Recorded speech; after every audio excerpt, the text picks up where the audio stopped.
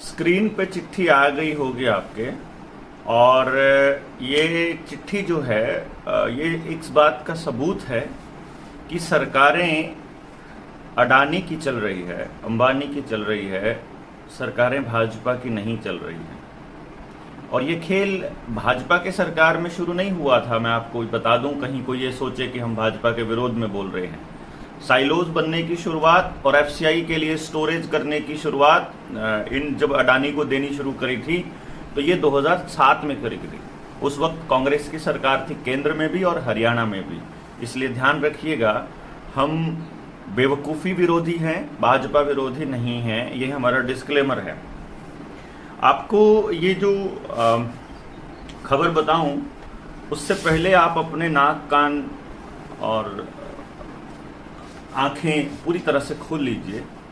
आपको सभी तरफ से सोचना पड़ेगा कि आपको चारों तरफ से घेरा जा रहा है और ये समझना आपके लिए बहुत ज़रूरी है। मैं किसान आंदोलन में भी जब अपने वीडियोस बनाया करता था तो पूरी बातें डिटेल में बताता था, तो शायद उस वक्त लोगों को नहीं समझ में आता था, तो वो अनर्गल कुछ भी बोल देते थे कि यार कुछ भी कहते रहते हो आप।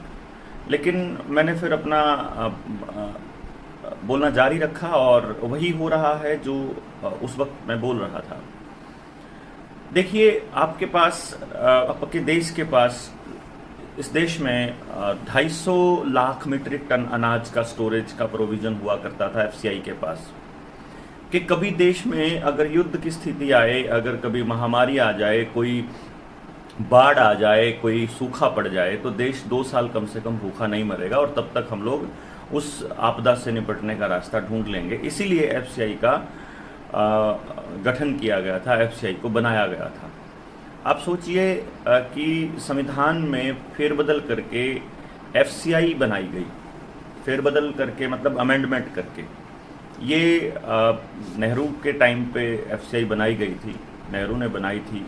उससे पहले खेती जो था वो स्टेट सब्जेक्ट था, लेकिन ज़रूरी मुद्दों पर केंद्र भी अपने कानून बना सकता है। ये अमेंडमेंट नेहरू ने किया था और उसी का फ़ायदा उठा के फिर नरेंद्र मोदी ने 2020 में खेती के कानून बनाए थे। और उसी के चलते अब नीतियां लागू करने के बाद अब इस वक्त हालत ये हो गई है कि पिछले साल हमारे पास 140 लाख मीट्रिक टन गेहूं था, मतलब अनाज था, और आज इस वक्त 40 लाख मीट्रिक टन बचा है केवल। मेरे एक मित्र हैं जिनकी अपनी एक मिल है, जिन्होंने मुझे वो डॉक्यूमेंट दिखाए कि भाई तुम्हारा आंकड़ा गलत है, अभी हमारे पास 40 लाख मीट्रिक टन ही अनाज बचा हुआ है। यानी अपना देश फूड क्राइसिस से मात्र 6 महीने दूर है मुझे लगता है। और जिसके हाथ में अनाज होगा उसी के हाथ में सब कुछ होगा। आप देख रहे हैं कि अलग अलग मंडियों में, अलग अलग जगह पर लोग बाग अपने हकों की आवाज़ उठा रहे हैं और ब्लॉक ऑफिस के आगे धरना दे के बैठे हुए हैं। लेकिन जो ब्लॉक के जो अफसर हैं उनके कानों पर जूं भी नहीं रेंग रही, क्योंकि वो अपने जो नुकसान हुए हैं उनको अपनी फसलों में, वो उसका मुआवजा मांग रहे हैं। और जैसे जींद वाला केस तो आपने सुना ही होगा, वहाँ पर तो पटवारी कह रहा है कि हाँ मैंने तो वो उनका जो कपास है वो पूरी तरह से देखी नहीं थी, मैंने तो सोचा कि सुंडी होगी नहीं अंदर। तो भाई जी, ये समझने वाली एक मतलब बात है जिसमें आपको गौर करना है। लेकिन अभी जो वीडियो जिस पर्पज़ के लिए बनाई थी वो मैं आपको बता दूं। इसके ऊपर मैं अलग वीडियो एक बनाई है मैंने, जो जींद में, जो अलेवा में जो 21 तारीख से धरना दिया जा रहा है ब्लॉक में, वहाँ आना सभी किसानों का क्यों ज़रूरी है, इस पर भी मैंने वीडियो बनाई है। फ़िलहाल हम इस चिट्ठी पर गौर करते हैं, जो चिट्ठी साहब के नाम पे बनाई है सरकार ने, अडानी साहब के नाम पर। 15/3/2022 की चिट्ठी है। मैं इसलिए बोल रहा हूँ क्योंकि मैंने वो चिट्ठी डायरेक्टली वहाँ से ली है, तो आपको बता दूँ। और सारी पॉलिटिकल पार्टियाँ, सारा विपक्ष इस पर चुप है।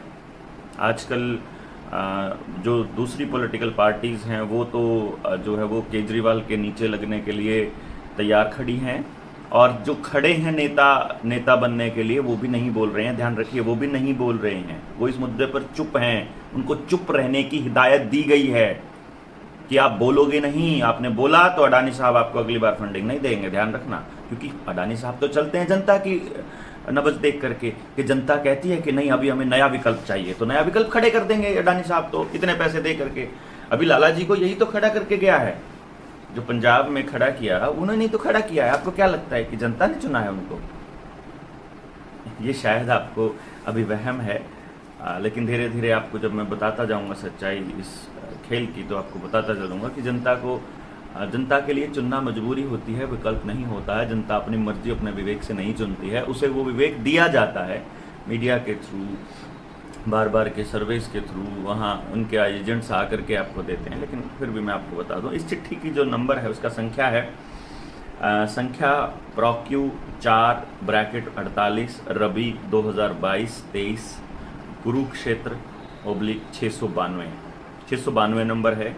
जिला प्रबंधक HAIC ने इसको मतलब जारी किया है, और इसका जो सब्जेक्ट है वो है direct delivery in bulk from the farmer to Adani silo Solu Majra. जो सोलू माजरा में अडानी का जो साइलो है कैथल के अंदर, उस सोलू माजरा वाले अडानी के साइलो में डायरेक्ट डिलीवरी जानी है, यानी कि किसानों से डायरेक्ट डिलीवरी ली जाएगी जो आगे आपकी रबी की जो फसल आएगी, यानी कि जो आपका गेहूं आएगा, इसके अलावा जो और चीज़ होंगी वो सारी की सारी मंडी से सीधा मंडी नहीं जाएंगी, वो सीधा वहीं जाएगी अडानी साहब के वहाँ पे, यानी कि खरीदारी करने का काम अब अडानी साहब करेंगे। मंडी वाला एक्ट जो है वो अभी भी इसका मतलब लागू है, इसकी चिंता नहीं करने की जरूरत है कि आपने 3 कानून वापस करवा लिए।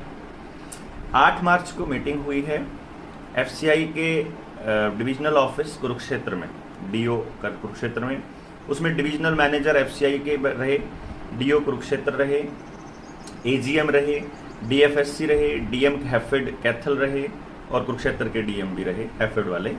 और एक्शन प्लान बनाया गया कि वीट प्रोक्योरमेंट कैसे किया जाए और स्टोरेज कैसे किया जाए 2022-23 वाले जो साल है RMS। तो ढांड, कोड़, पेवा, पाई, कुंडरी, सोलू माजरा, गुमथड़ा, गड़ू मंडी होगी, मैं गड़ू को नहीं जानता हूं। यहाँ के किसानों से कोई भी एजेंसी यानी कोई भी मंडी का आड़ती बैग में अनाज नहीं खरीदेगा, गेहूं को खरीदने के लिए या स्टोरेज के लिए बैग नहीं देंगे।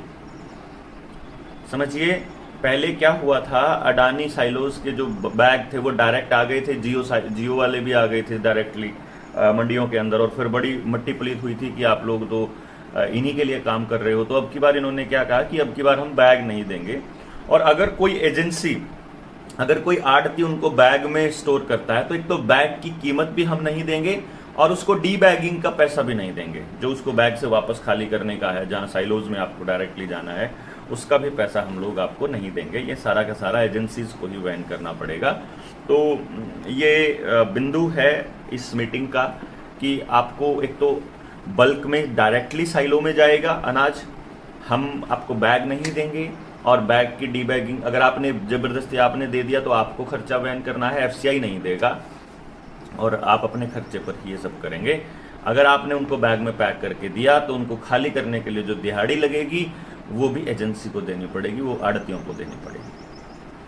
तो जी FCI के जो मैनेजर्स हैं, वो FCI के जो सारे के सारे अफसर्स हैं, उन्होंने पिछली बार जब FCI ने अपनी रिपोर्ट दी थी तो सरकार को ये कहा था कि FCI को खरीदने की ज़रूरत नहीं है। FCI के लिए स्टोरेज का ठेका पहले से ही इन बड़े घाघ लोगों के पास है। FCI को धीरे धीरे अगर ये ख़त्म कर देंगे तो ज़मींदार के अनाज कहाँ जाएगा, ज़मींदार ने इसके लिए क्या इंतज़ाम किया हुआ है, खेती हर मजदूर कहाँ जाएगा, इसके लिए आपको सोचने की ज़रूरत है। कोई अगर मान लीजिए कोई YouTube चैनल वाला है, कोई पत्रकार है, कोई और पत्रकार हैं सोशल मीडिया वाले, वो इस मुद्दे को कितना उठाते हैं ये भी देखने वाली बात होगी, और आपके जो विपक्ष वाले जो नेता होंगे वो इस मुद्दे को कितना उठाते हैं ये भी देखने वाली बात होगी। आड़ती भी बर्बाद होंगे, किसान भी बर्बाद होंगे, छोटे ज़मींदार भी बर्बाद होंगे, आपके बच्चों की स्कूल वैसे ही बर्बाद कर रखे हैं, आपकी बिजली क्राइसिस भी आएगा, फूड क्राइसिस भी आएगा, महंगाई भी बहुत ज़्यादा होगी, पेट्रोल डीजल के दाम भी बहुत बढ़ेंगे, आपकी चिप भी लगने वाली है, अगला लॉकडाउन की भी तैयारी कर रहे हैं, अगली डोज भी आ गई है, 12 से 14 को भी लपेटना शुरू कर दिया है, बूढ़ों के लिए भी आ गई है। हरियाणा वाले कितने साथ हैं ये सबको पता है। स्कूलों में चुपचाप मास्टर जी बिना माँ बाप को बताए ठोक रहे हैं बच्चों को, और अपने टारगेट पूरा करने के लिए, नहीं तो उनको ये धमकी दी जाती है कि तुम्हारी नौकरी खतरे में पड़ जाएगी। और जो दलाल लोग हैं आपके, जो पॉलिटिकल पार्टियां बनी हुई हैं, जो कंपनियां, ये बोलेंगी नहीं आपके लिए। और नई पार्टी एक बनी है, वो भी इस मुद्दे पर कितना बोलती है, क्योंकि वो तो पहले ही 2000 का चालान लेके बनी हुई है। उसने तो 2000 का चालान ही इसलिए रखा गया था कि आकाओं की नज़रों में आ जाए। तो खेल बड़ा है, आप कितना समझते हैं, कितना जल्दी समझते हैं, ये देखने वाली बात होगी कि आप कब बोलेंगे।